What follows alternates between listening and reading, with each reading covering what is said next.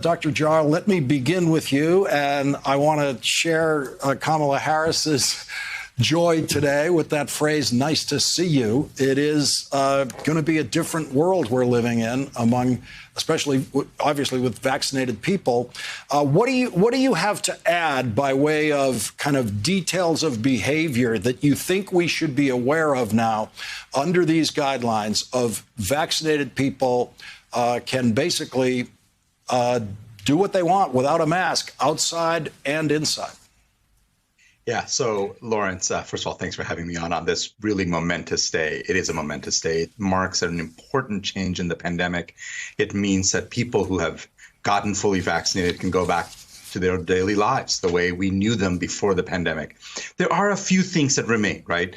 I am fully vaccinated, obviously. I would still put on a mask if I was in a super crowded space, indoors or maybe even outdoors. In big kind of dense crowds for long periods of time, you just have a different level of exposure. But we're now talking about very rare things that will happen infrequently. Other than that, I think basically if you're fully vaccinated, you are, good to go in terms of about your daily business. Obviously, we still have a challenge with a lot of unvaccinated Americans, some of whom have chosen so far not to get vaccinated, others can't, kids, for instance. So we still have a lot of work to do. The pandemic is not over, but a really important day. Well, let's get into this dense version of it.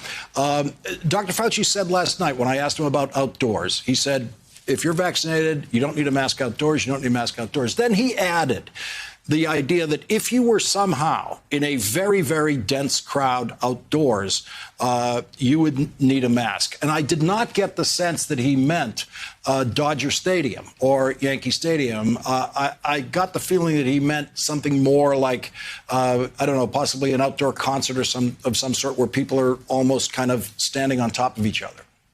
Yeah, no, that's right. And part of it is if you are at Fenway Park, for instance, you get a nice breeze going, and the truth is that you're going to not really be in any way susceptible to somebody else who might be unvaccinated a few seats down.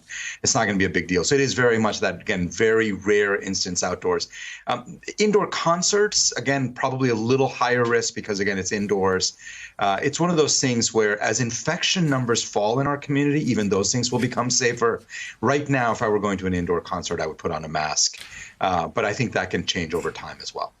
So the way it was said today is that you don't need to social distance. It's the way Dr. Fauci said it last night about outdoors. You don't need a mask and you don't need to social distance if you're vaccinated. So does that mean in terms of indoors, a Broadway theater, Hamilton is scheduled to reopen in September at this point. Can they sell every seat now and have people sitting basically elbow to elbow in the theater? They can if everybody there is vaccinated. That's going to be the challenge. They have two choices. They can make sure everybody's vaccinated, or they can test everyone before they come in. This is where the whole issue of vaccine passports come in. Government's not going to be running vaccine passport programs, but you can imagine private businesses like that Broadway show theater owner saying, I only want vaccinated people here. I want proof that you're vaccinated. That will make it much, much safer to sell every seat. Hey, thanks for watching our YouTube channel. You should know that you can follow today's top stories and breaking news and catch up on your favorite MSNBC shows all in one place.